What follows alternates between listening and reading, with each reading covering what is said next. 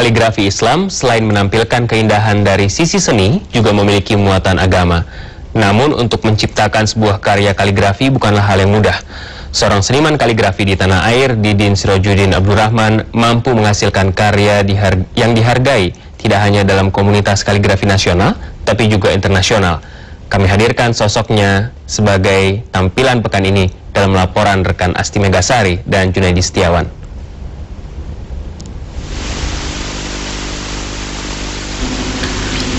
Bagi Didin Sirojudin Abdurrahman, kaligrafi tak terpisahkan dari jiwanya. Kecintaannya pada dunia seni kaligrafi dimulai sejak ia belia dan berkembang seiring dengan bertambahnya usia. Penguasaannya atas seni kaligrafi mengantarkan pria asal Kuningan, Jawa Barat ini pada komunitas seni kaligrafi nasional dan internasional. Kini, ia menjadi salah seorang dewan juri tetap pada lomba kaligrafi yang digelar bersamaan dengan MTQ nasional.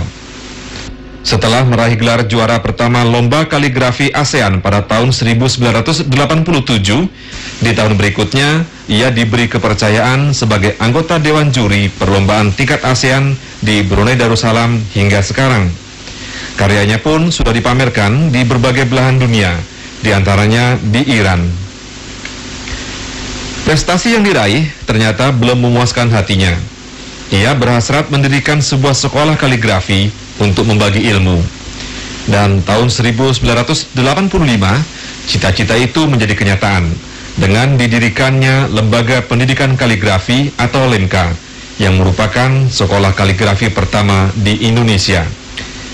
Setiap akhir pekan, dengan tekun, Sirojudin mengajar puluhan muridnya untuk menciptakan karya kaligrafi yang tidak hanya indah, namun juga benar penulisannya.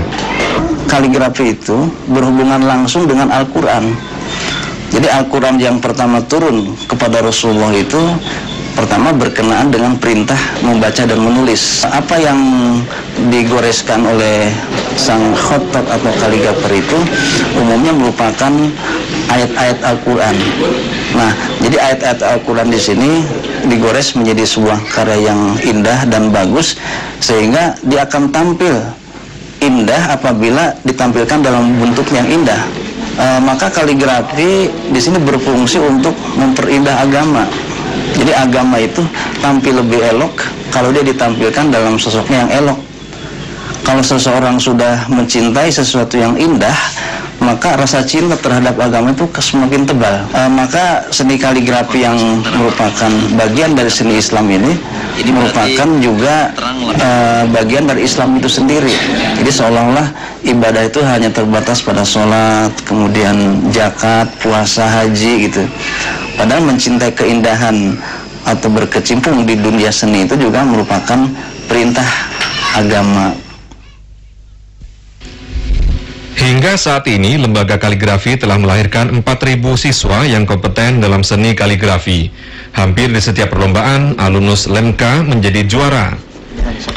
Pak Sirojudin ini sosok seorang bapak yang baik, seorang kiai, seorang guru yang bisa mengayomi, kemudian mengarahkan anak santrinya, kemudian juga peserta didik untuk lebih semangat, lebih gigih, dan bisa merasakan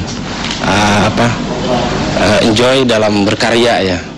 Sehingga bagi Didin, seni kaligrafi adalah ilmu yang dinamis, selalu berkembang seiring pertumbuhan kreativitas para pelakunya. Animo masyarakat terhadap seni kaligrafi yang besar akhirnya mendorong Sirojudin untuk mendirikan pondok pesantren kaligrafi. Di lahan seluas 5 hektar di kawasan Gunung Puyuh, Sukabumi, Sirojudin membentuk lembaga pendidikan kaligrafi yang lebih komprehensif. Setiap hari, anak-anak yang tergabung dalam Taman Kanak-kanak LEMKA diperkenalkan pada huruf demi huruf Al-Quran. Mereka diajar untuk mencintai kalam Allah melalui pelajaran yang menyenangkan. Bagi murid-murid dewasa yang ingin lebih mendalami seni kaligrafi, Pondok Pesantren LEMKA menyediakan program 1 tahun. Pesertanya bukan hanya warga lokal, namun juga berasal dari berbagai kota di Pulau Sumatera, Kalimantan, dan Nusa Tenggara. Sesekali, Sirojudin menjenguk para santrinya di Sukabumi. Saat-saat seperti ini menjadi momen yang ditunggu-tunggu para santri untuk mendiskusikan karya dan pemikiran-pemikiran mereka dalam kaligrafi. Sebagai ahli kaligrafi, Sirajuddin pun sangat terbuka untuk membagikan ilmunya. Pernah ada kaligrafi yang namanya khot usyribah.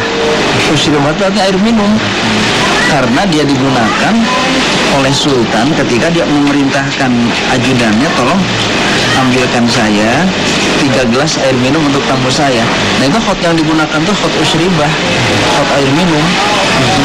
Ini kan sangat lucu sekali gitu. Nah di Indonesia itu kita belum sampai ke sana. Bagi Sirajuddin, menciptakan karya kaligrafi bukan sekadar keahlian menggoreskan cat, namun merupakan bagian integral dalam proses pendalaman iman dan pengamalan ibadah.